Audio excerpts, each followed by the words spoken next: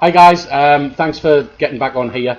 I just want to say a big thank you for obviously pitching your idea, and I'm happy to say that Couch Potato Films would like to fund you for pitch to premiere. Hey! Hey! Honestly, we haven't talked about this prior, so sorry, I've got a camera up there filming me as well. So yeah, I mean, obviously at the pitch meeting, we kind of said, I kind of said that there was a couple of little concerns about, and obviously you've got back to me with them, with some responses to that. So I don't know whether you want to fill us in a little bit, Simon, as to what what's been going on. Well, basically, we've just added a bit of clarification as to what's actually going on, which I think will have put about a minute and a half onto the runtime. So at the beginning, sort of got a bit of a Blade Runner parody, starting with like all of its like big pretentious text, and then we pull in on this tiny Lego house, which actually I've just been building here. Wow. Yeah, and then anyway, it's like the opening shot of Blade Runner, it's pulling in on LA, or in this case, tiny Lego house. Were you bringing a lot of your English literature experience into that Lego building? 3 years, 3 years well spent. So anyway, the hatch drops away beneath it, and up comes our protagonist, and it resumes as we knew it in the past. Yeah. Otherwise, we've extended the ending a little bit. We've had the keys being abducted from Derek's pocket, and a bit of a foghorn warning from the So basically that's it. But yeah, we've just made it a bit clearer for what's going on. Yeah. So when they do the foghorn blast, do you picture? I mean, it's obviously you're not going to be able to afford a wind machine on a budget of this kind of thing, but do you picture like the kind of like thing going on at all, or Yeah. Right, okay. We might be able to improvise something. Yeah. I've got a few big reflectors that we can just waft.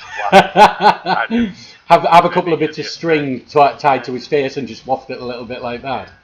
Yeah, because I mean, throughout this whole like experience, really, obviously reading the first script and the second script, it's a very visual film, and I love that. It's like everything's happening. Obviously, there's not much dialogue in it, but everything happening, and it's very, very visual, but also a lot of effects in it as well. I mean, obviously now you're in full pre-production. How are you finding getting all of that kind of stuff together, or do you feel that it's all going to kind of come together in the edit? Is it a lot of post-production stuff as opposed to practical effects?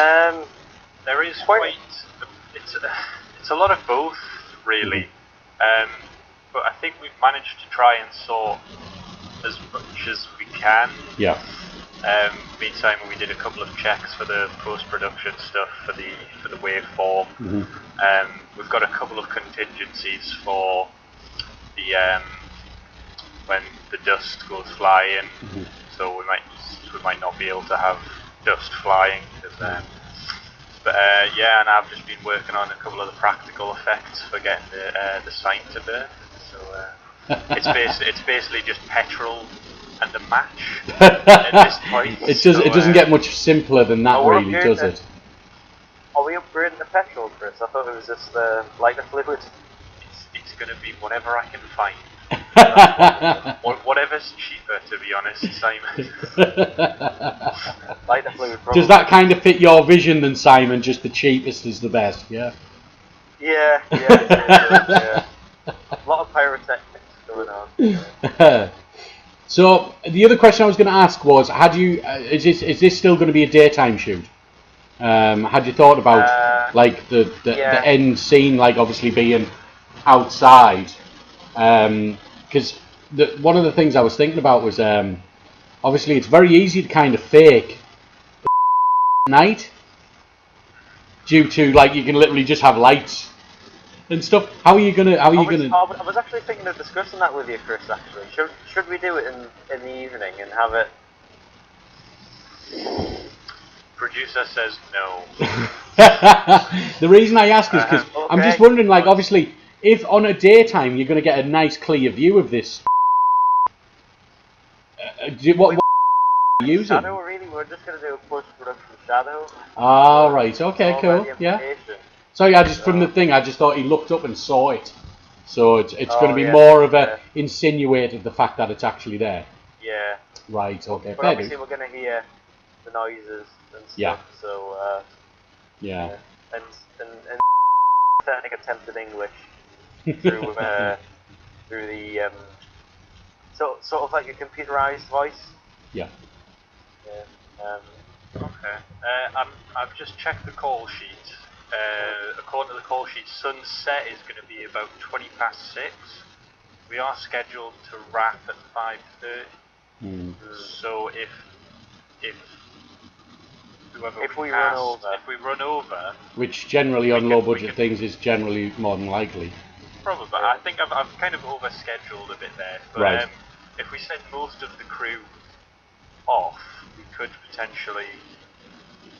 If we've got time, we could shoot it during the day and then just wait around and shoot it again at night and see which. I mean, it sounds like you guys are fully in control and know what's happening. So that's pretty good. I mean, how's all of the other things going? I know that we're going to be getting some sort of vlogs from you and stuff in the coming days. But how's it been going? All right. Me and the DOP had a meeting in T Sutra in Newcastle. Yeah. And he just got a bit of coverage over like what we're talking about, storyboards and mood boards, etc. So we've got a little video. Great. Shoot's still going ahead for Sunday then, yeah? Yeah. Right, yeah. Going ahead. Brilliant. And we've managed to get an actor as well. Great. Yeah, so he's actually a good friend of mine and been a collaborator that we've both worked with. Yeah, we've worked with him a couple of times now. So. Nice one. Well, I'll let you guys crack back on then. Is there any questions you've got for me first, or?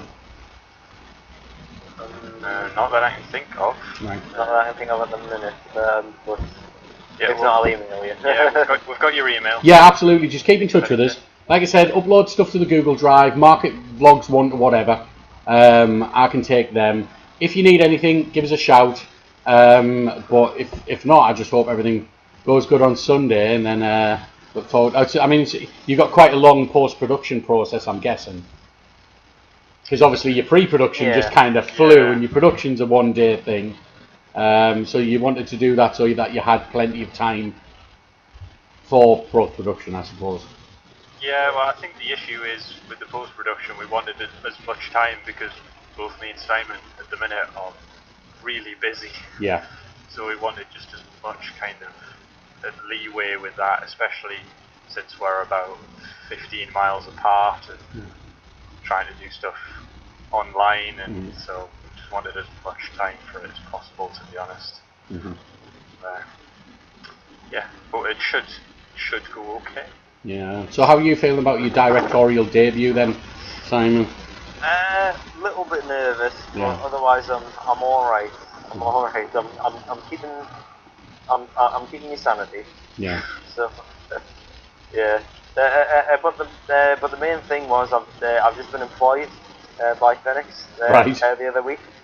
So and it was just directly after we'd Skyped. Oh really? And that's why I was like, oh right, okay, right. So now I've got this as well.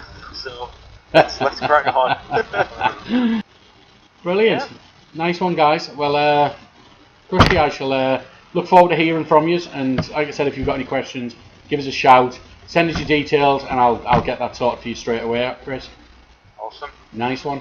Nice speaking to you guys. See ya. Yeah, it was good to see you. Bye.